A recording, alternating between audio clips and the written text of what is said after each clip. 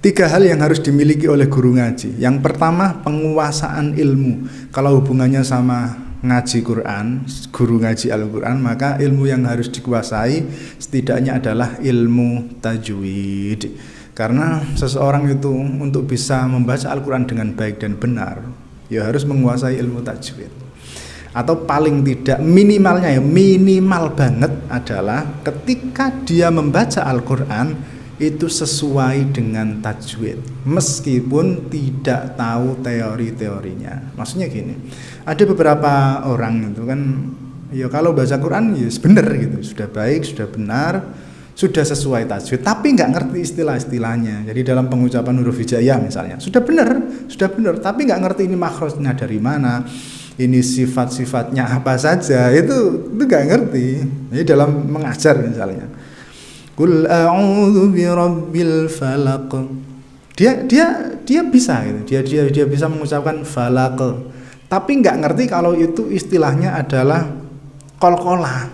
Jadi pas ngajar misalnya ada anak baca Qul a'udzu birabbil falaq, bukan gitu, tapi falaq, mantul, falaq. Nah itu nggak apa-apa meskipun nggak ngerti kalau itu istilahnya qalqalah, tapi diganti dengan mantul, nggak apa-apa. Atau misalnya lagi lidzakari mithlu haddil, dakarnya jangan panjang-panjang. Nah, misalnya dakarnya jangan panjang, bukan itu dakarnya, kanya itu tidak mat, itu koser. Misalnya nggak pakai istilah-istilah kayak gitu, itu nggak apa-apa. Ya, itu tapi minimal banget. Dan itu tentu lebih baik daripada ngerti teorinya, ngerti istilah-istilahnya, tapi nggak ngerti prakteknya, nggak bisa prakteknya. Itu ya ada. Kalau dalam ilmu lain ya itu kadang-kadang teori itu lebih baik, memang ada. Nah kalau dalam hal ngaji itu tentu saja prakteknya lebih baik. Maksudnya gini, orang membaca Quran dengan baik dan benar tapi nggak ngerti teorinya, itu lebih baik daripada ngerti teorinya tapi nggak bisa prakteknya. Ada kayak gitu, ada. Nah untuk bisa menjadi guru ngaji atau boleh menjadi guru ngaji itu setidaknya minimal banget itu dia bisa membaca Al-Quran dengan baik dan benar meskipun tidak ngerti teorinya. Dan ini harus digurukan, harus pernah disimakkan ke gurunya, dan itulah yang dinamakan dengan sanad keilmuan. Itu nggak harus, sanad keilmuan itu nggak harus terus ada catatannya. Allah Subhanahu wa Ta'ala, Jibril alaihissalam, terus Rasulullah Muhammad, terus sahabat, ada terus nama sampai namamu, nggak harus seperti itu. Atau harus ada sertifikatnya, ijazahnya, nggak harus. Itu pokoknya kamu punya guru yang pokoknya menguasai. Gurumu kan punya gurumu punya guru, dan sampai Rasulullah itu nggak masalah meskipun nggak tercatat. Yang penting belajarnya dulunya itu nggak otodidak gitu aja, nggak apa-apa. Itu yang pertama. Kemudian yang kedua adalah menguasai cara mengajar, keterampilan mengajar. Karena ada beberapa orang itu yang sebenarnya dia baca Qurannya sudah baik, sudah benar, secara teori juga sudah menguasai, tapi nggak bisa cara mengajarnya, nggak memiliki kesensitifan dalam menyimak. Itu ya ada, dan ini ya bahaya juga.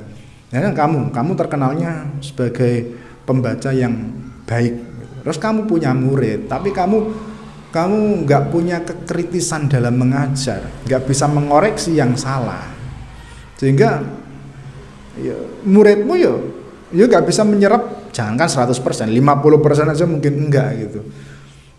Yang akhirnya terjadi nanti kesananya berikutnya itu malah bisa lebih parah. Jadi keterampilan mengajar itu memang sepenting itu. Makanya nggak apa-apa juga misalnya kamu ikut pelatihan tuh yang bayarnya jutaan, ya, meskipun itu latar belakangnya bisnis gitu.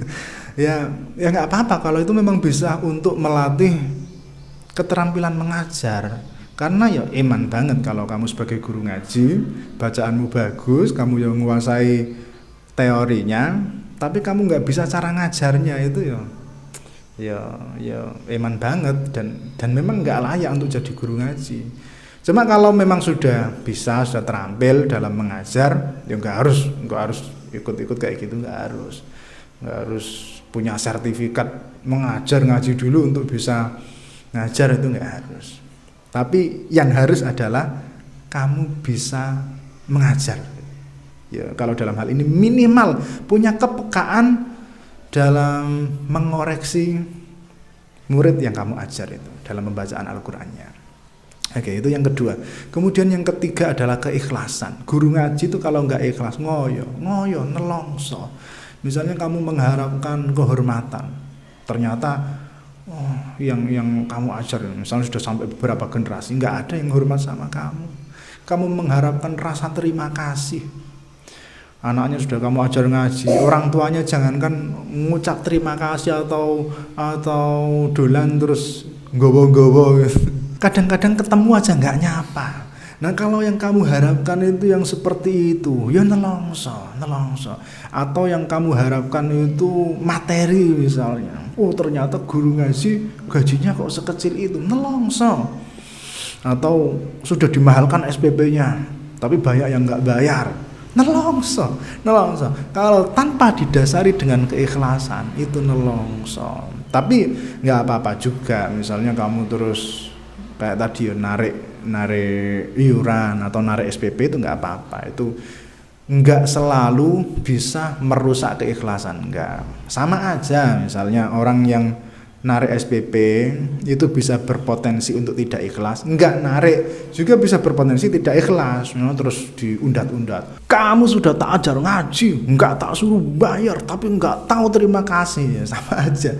Jadi antara bayar dan tidak bayar itu ya bisa ikhlas, bisa enggak. Bayar ya bisa ikhlas, enggak bayar ya bisa ikhlas. Bayar bisa enggak ikhlas, enggak bayar ya bisa enggak ikhlas. Karena ikhlas itu urusannya dengan hati. Tapi kalau urusannya dengan materi, tentu saja yang paling solutif adalah kamu punya penghasilan yang lain.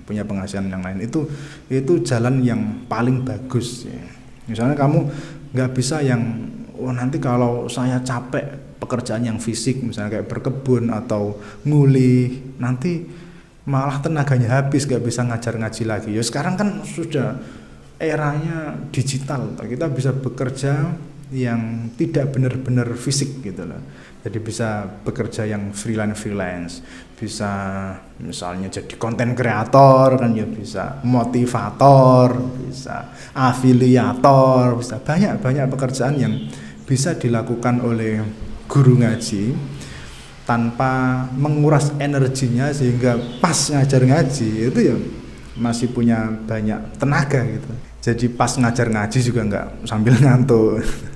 Itulah tadi yang harus dimiliki oleh guru ngaji. Pertama, penguasaan ilmu. Kedua, keterampilan mengajar. Dan yang ketiga adalah keikhlasan. Mudah-mudahan bermanfaat. Wallahul muwaffiq ila aqwamit thoriq.